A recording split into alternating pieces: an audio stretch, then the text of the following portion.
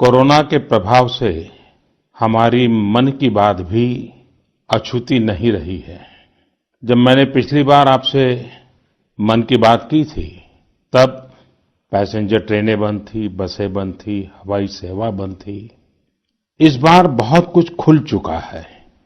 श्रमिक स्पेशल ट्रेनें चल रही हैं, अन्य स्पेशल ट्रेनें भी शुरू हो गई हैं। तमाम सावधानियों के साथ हवाई जहाज उड़ने लगे हैं।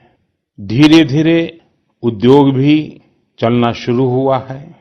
यानी अर्थव्यवस्था का एक बड़ा हिस्सा अब चल पड़ा है, खुल गया है।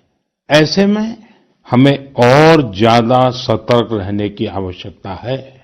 2 गज की दूरी का नियम हो, मुंह पर मास्क लगाने की बात हो सके तो वहां तक घर में रहना हो, ये सारी बातों का पालन, उसमें जरा भी ढिलाई नहीं बरतनी चाहिए। देश में सबके सामूहिक प्रयासों से कोरोना के खिलाफ लड़ाई बहुत मजबूती से लड़ी जा रही है। जब हम दुनिया की तरफ देखते हैं तो हमें अनुभव होता है कि वास्तव में भारतवासियों की उपलब्धि कितनी बड़ी है। हमारी जनसंख्या ज्यादातर देशों से कई गुना ज्यादा है। हमारे देश में चुनौतियां भी भिन्न प्रकार की हैं। कोरोना की वैक्सीन पर हमारी लैब्स में जो काम हो रहा है, उस पर तो दुनिया भर की नजर है और हम सबकी आशा भी।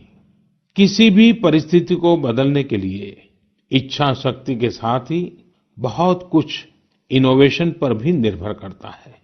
हजारों सालों की मानव जात की यात्रा लगातार इनोवेशन से ही इतने आधुनिक दौर में पहुंची है। इसलिए इस महामारी पर जीत के लिए हमारी ये विशेष इनोवेशंस भी बहुत बड़ा आधार है। और इस संकट की सबसे बड़ी चोट अगर किसी पर पड़ी है तो हमारे गरीब, मजदूर, श्रमिक वर्ग पर पड़ी है। उनकी तकलीफ, उनका दर्द, उनकी पीड़ा शब्दों में नहीं कही जा सकती। हम में से कौन ऐसा होगा जो उनकी और उनके परिवार की तकलीफों को अनुभव न कर रहा हो। हम सब मिलकर इस तकलीफ को, इस पीड़ा को बांटने का प्रयास कर रहे हैं। पूरा देश प्रयास कर रहा है। हमारे रेलवे के साथी दिन रात लगे हुए हैं। केंद्र हो, राज्य हो, स्थानीय स्वराज की संस्थाएं हो, हर कोई दिन रात मेहनत कर रहे हैं।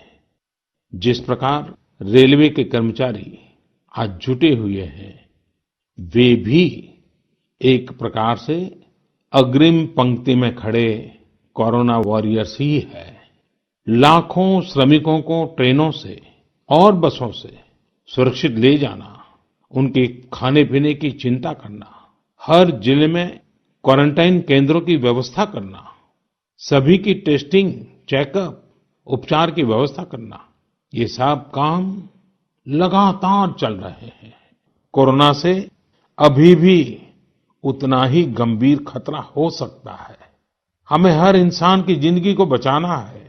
इसलिए 2 गज की दूरी, चेहरे पर मास्क, हाथों को धोना, इन सब सावधानियों का वैसे ही पालन करते रहना है जैसे अभी तक करते आए हैं।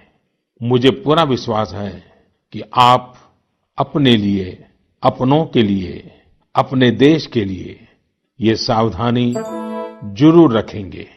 इसी विश्वास के साथ आपके उत्तम स्वास्थ्य के लिए मेरी हार्दिक शुभकामनाएं हैं।